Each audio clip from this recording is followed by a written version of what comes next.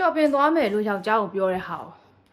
ာဒီချင်းတောင်းနဲ့ပဲဝယ်ရမယ်တဲ့ အင်ကြီးတွေဖက်နက်တွေအိတ်တွေနေတလားတလားဝယ်တာနဲတာမဟုတ်နေတော်များနေအဲ့တော့နေဒီချင်းတောင်းနဲ့စမ်းတာပဲနေဝယ်ရတော့မယ် တေးကြရနော် သိကြတယ် Okay လာနင်တွေ့မယ်နင်လိုက်ခဲ့လာဒီချင်းတောင်းနဲ့ပဲဝယ်ပါအများကြီးစံသေးရပဲဟာလေးယူမယ်နော်လူလေးလေးထည့်လိုက်မယ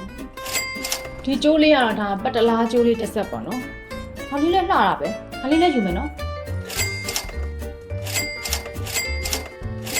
ဟုတ်ချက်တော့မပြည့်နိုင်ဘူးယောက်ျားရဲ့လေးတောင်ကွက်လေးထဲမှာလက်ပြလေးတွေထည့်တာလက်ပြလေးတွေကအထောင်လေးတွေဆိုတော့လေသူကတကယ်ပြန်နေတယ်လို့လေချစ်စရာလေးကဲရောဒီကျိုးလေးတော့လိုချင်လို့ထည့်အောင်ပါ အဲ့နေကမစမ်းတော့အပြင်ထွက်နေပြီ မမလေး မအပြင်ထွက်နေပြီ ဩရော့ထည့်ပေးမယ်ရော့ဒီလိုလေးစောင်းလေးထည့်လိုက်ရပြီ ဟာနေချင်းတောင်းရတယ်ကြီးပဲ ငါချင်းတောင်မဟုတ်ဘူးနင်းချင်းတောင်နေဒါနဲ့ဝယ်ခိုင်းတာရော့နော်စိတ်မပူပါနဲ့ဒီမှာအထည်တွေကများနေဆိုရင်ရွှေတင်ရအလောက်မရှိဘူး နောက်ဆိုချင်းတောင်းလည်းမရဘာမှမရတော့ဒီမှာရော့ ရွှေဆိုင်ကနေပြီးတော့ဝယ်လာတဲ့ရွှေတဲ့ပစ္စည်းလေးတွေကိုဖိုင်းအောင်လုပ်ပြပါမယ် WNS ကလေအရန်ကြိုက်တဲ့ရွှေဆိုင်တွေထဲမှာပါတယ်ဒီဇိုင်းတွေကလုံးဝအခေါ်အလန်းကြီးစီမှာရှိပြီးသားဟာလေးတွေရောအကုန်လုံးပေါင်းပြီးတော့အဆက်လေးတွေဖြစ်အောင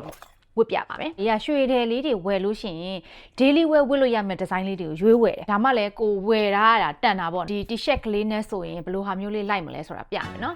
်အရင်ဆုံးကတော့ဒါငှက်မွေးနဂက်ကလေးပါဒီငှက်မွေးနဂက်လေးကကြတော့လေကြီးကအဲ့လိုလှုပ်စီလေးဖြစ်နေတာကိုကြိုက်တာပေါ့နော်ရှည်လေးနဲ့ဒီမှာတွဲလောင်းလေးဖြစ်နေတာကိုသဘောကျတယ်ပြီးတော့အထည်လေးကြီးတဲ့ခါကျတော့အများကြီးဝတ်စရာမလိုကျင်းမောင်းမီနဲ့ t-shirt နဲ့တည်းမဲ့ဒီရွှေဝတ်လို့ရသွားပြီပေါ့နော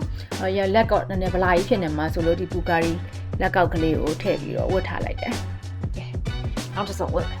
်ဒါသိန်း30ကျော်ဝန်းကျင်ဒါဆိုသိန်း20ကျော်ဝန်းကျင်အဲ့တော့သိန်း50ကျော်ဝန်းကျင်လေးနဲ့ရွှေလေးတစ်ဆက်ရတယ်ပေါ့နော်လက်စွပ်လေးပါရှိရဲသူကဒီမှာလူလက်စွပ်လေးထိုးပြီးလက်စွပ်ကလေးရတော့လက်ကလေးမှာသူကစွပ်ကြတာပေါ့နော်ထိုးပြီးဒီဇိုင်းလေးဒါလေးလည်းလှပါတယ်ဒါလေးလည်းလုံးဝ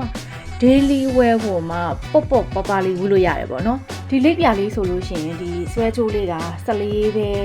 ဝန်းကျင်ရှိရပေါ့နော်ဒီနဂက်လေးဆိုလို့ရှိရင်သိန်း20ကျော်ပဲရှိရနဂက်ကလေးတရံနဲ့ဝယ်ဝင့်အောင်လှတယ်ဒီလက်စွပ်လေးက18သိန်းပဲရှိရအဲ့ဒါကြောင့်လို့ WNS မှာရွှေဝယ်ရတာပျော်တာပေါ့နော်ဒီနေ့အခုဝတ်သွားတဲ့ရွှေတွေအကုန်လုံးက15ပဲရည်တွေကြီးပဲဒီဆက်ကလေးဆိုလို့ရှိရင် casual နဲ့လည်းလှတယ်မြန်မာဝတ်စုံနဲ့လည်းလှတယ်အလှမင်္ဂလာဆောင်သွားခြင်းလို့ပွဲတက်ဝတ်ချင်အောင်ရသေးတယ်ပေါ့နော်ဒီမှာကြည့်အောင်ဘဲဥပုံရင်းနေဒီဆွဲကြိုးကြီးကဘာလဲပေါ့ဒါပေမဲ့ဆွဲပြမယ်ဘလောက်ကော်လဲဆိုတာပြမယ်ဒါဆိုလို့ရှိရင်ရွှေအများကြီးဝတ်ထားတယ်လို့လည်းဖြစ်တယ်တော်လည်းမဆန်ဘူးပေါ့နော်ရုံသွား shopping နဲ့ထွက်တငယ်ချင်းတွေနဲ့ပဲ hang out လုပ်ပေါ့နော်ဒါမျိုးဒီဇိုင်းလေးဝတ်သွားလို့ရှိရင်သူကထင်းကနေလင်းကနေပေါ်နေတဲ့ဒီဇိုင်းမျိုးပေါ့နော်ဒီတစ်ခါအဆက်လိုက်မဟုတ်သေးနဲ့ဒီအကြိုက်ဆုံး favorite nugget 3စုံဝတ်ပြပါမယ်ဒါကတော့သူတို့ပန်းပွင့် nugget ကလေးပေါ့နော်ဒီလိုလေး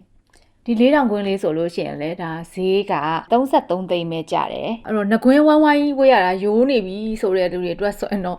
4000လေးကိုပြောင်းဝတ်ကြည့်ပါရေကတော့ဒီ4000လေးကိုအရန်သဘောကျတယ်ရွှေချိန်လေးလည်းနဲတယ်ဒီဒီဇိုင်းလေးကကြတော့သူကဘောလုံးလိုအဝိုင်းလေးတွေကိုပြန်ပြီးတော့အကွင်းလေးလောက်ထားတာပေါ့နော်ရွှေချိန်လေးကတော့စောဟာရတဲ့နည်းနည်းလေးပိုများတယ်ဈေးကတော့59သိန်း5000ဝန်းကျင်လောက်တော့ကျတယ်ဒါလေးလည်းအရန်ကြိုက်တယ်အဲ့တော့ဒါကတော့ဂျားပြက်ပေါ့နော်ဒီအရန်ကြိုက်လို့ဝတ်ပြခြင်းတဲ့နဂတ်တွေကိ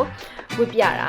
ပြီးရင်အဆက်လိုက်လေးတစ်ခုပြန်လာမယ်ကိုရီဝတ်ထားတဲ့အဆက်လေးကကြတော့သူတို့စီမှာဒါကိုအင်ဂျယ်ကျိုးလို့ခေါ်တယ်ပေါ့နော်ဒီဆွဲကျိုးလေးကတော့သူကတစ်ချက်ကျော်ဝန်းကျင်ရှိရဲဆိုတော့သိန်း100ကျော်ရှိတာပေါ့နော်နဂတ်ကတော့43သိန်း5000ကျခဲ့တယ်ဟန်ချင်းလေးက80မှ2သိန်းအဲ့တော့ဒီအဆက်ကလေးကတော့ဒါပွဲထိုင်လေးပေါ့နော်ပွဲတက်လဲဝတ်လို့ရတယ်ဒါမှမဟုတ်ရွှေကိုအဲ့လိုရွှေကိုများဝတ်ချင်တဲ့သူတွေရွှေဆိုလို့ရှိရင်ပေါ်မှကြိုက်တဲ့လူတွေဆိုရင်တော့ဒီဒီဇိုင်းလေးကိုဒီဒီဇိုင်းလေးကအစ်စ်ထဲတာပေါ့နော်ဒီသူ့တစ်ဆက်ကတော့ဒီလိုမျိုးငကက်ရယ်ဆွဲချိုးရယ်ဟန်ချင်းလေးရယ်ပါဒါပေမဲ့ကြီးမှာ WNS ကလက်စွပ်ကလေးရှိတယ်ဒီလိုလက်စွပ်ကလေးဒီလက်စွပ်ကလေးနဲ့လည်းဒီဟာလေးကလိုက်တယ်ပေါ့နော်မုတ်ကျိုးလိန်လေးလို့ပြောဆိုတော့ဒီလက်စွပ်ကလေးနဲ့ပါတွဲပြီးတော့